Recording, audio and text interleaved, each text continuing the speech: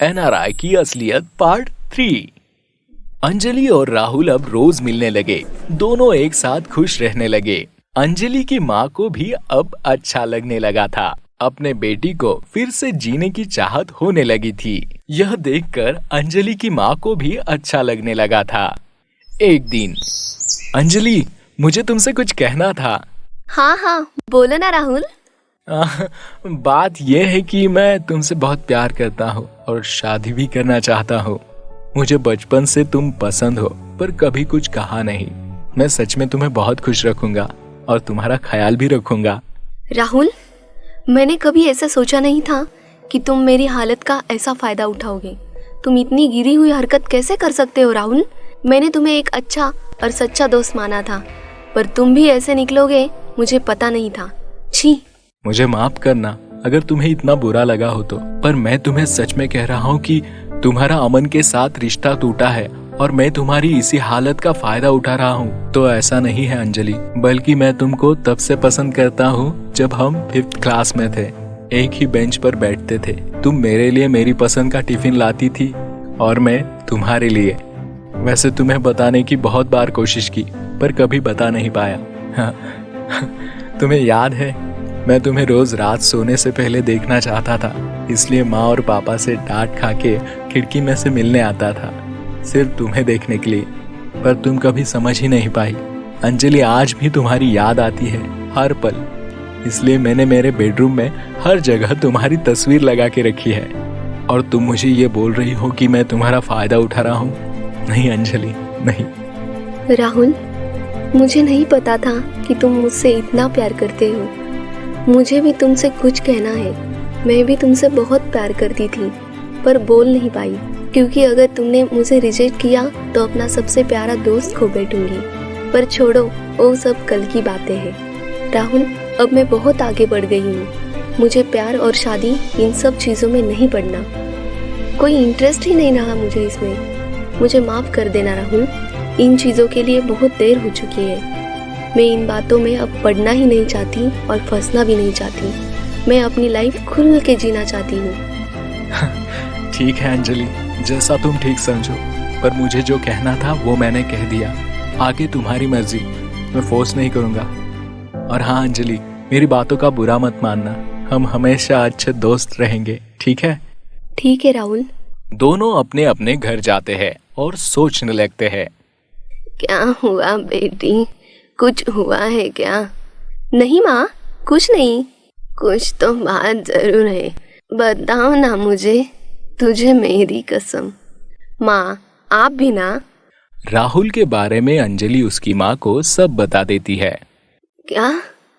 और तुमने मना कर दिया? हाँ माँ, और क्या करती। मुझे इन चीज़ों में कोई इंटरेस्ट ही नहीं रहा। मैं इसमें पढ़ना ही नहीं चाहती अब। ठीक है बेटी, जैसा तुम ठीक समझो। कुछ दिनों के बाद, अंजलि सुनो ना, राहुल की शादी का कार्ड आया है। राहुल की शादी किसी कीर्ति नाम की लड़की से हो रही है। क्या? राहुल ऐसे कैसे कर सकता है? राहुल शादी कैसे कर रहा है? क्या हुआ बेटी, तुम क्यों नाराज हो? तुमने तो राहुल को शादी के लिए मना कर दिया था ना, फिर तुम क्यों दुखी हो रही हो? नहीं तो माँ, भला मैं क्यों दुखी होंगी? मैं तो बहुत खुश हूँ कि राहुल ने शादी का डिसीजन ले लिया। अच्छा तो ठीक है, हम जाएंगे राहुल की शादी में। परसों है ना उसकी शादी कीर्ति के साथ। अंजलि बहुत दुखी थी, क्योंकि वो भी राहुल से बहुत प्यार जो करने लगी थी। उसे क्या करे कुछ समझ नहीं आ रहा था। अपने आप को कोस रही थी कि राहुल को मना क्यों किया। अंजलि राहुल को फोन लगाती है। राहुल, कैसे हो? सुना है शादी कर रहे हो। माँ को मरने से पहले अपने बहू और पोते का चेहरा जो देखना है। और तुम्हारा क्या? तुम्हें पसंद है लड़की? जो पसंद थी उसने मना कर दिया। छोड़ो ना वो पुरानी बातें। तुम आ रही हो ना? नहीं नहीं, बल्कि आना ही पड़ेगा। हाँ बाबा, मैं जरूर आऊंगी। अंजलि, मैंने अब तक तुम्हारा इंतजार किया था। आगे नहीं कर पाऊंगा, मेरा भी परिवार है। हो सके तो मुझे माफ कर देना। नहीं नहीं राहुल, अच्छा हुआ कि तुमने शादी का डिसीजन लिया। ठीक है, अब मैं रखती हूँ, बाद में कॉल करती हूँ। हाँ हाँ, अच्छा ठीक है, बाय। अंजलि फोन रखकर बहुत रोती है। उसे ऐसा लग रहा था जैसे कोई ट्रेन छूट रही हो। राहुल की शादी का दिन आ जाता है। राहुल और उसकी होने वाली पत्नी कीर्ति मंडप में थे। ये देखकर अंजलि बहुत रोने लगती है, पर कुछ कहती नहीं। उसकी माँ और सब देखते हैं कि अंजलि बहुत रो रही है, तो सब उसे कहते हैं कि तुम्हारे दिल में अगर राहुल के लिए प्यार है तो उसे खोना मत, क्योंकि सच्चा प्यार हर किसी के नसीब में नहीं होता। अंजलि दौड़ती हुई राहुल के पास जाती है और कहती है, राहुल, मैं तुम्हारे बगैर नहीं रह सकती। मुझे ऐसा लग रहा है जैसे कोई मेरा सब कुछ छीन कर भाग रहा है। Rahul, I love you Rahul. सब एक साथ हंसने लगते हैं।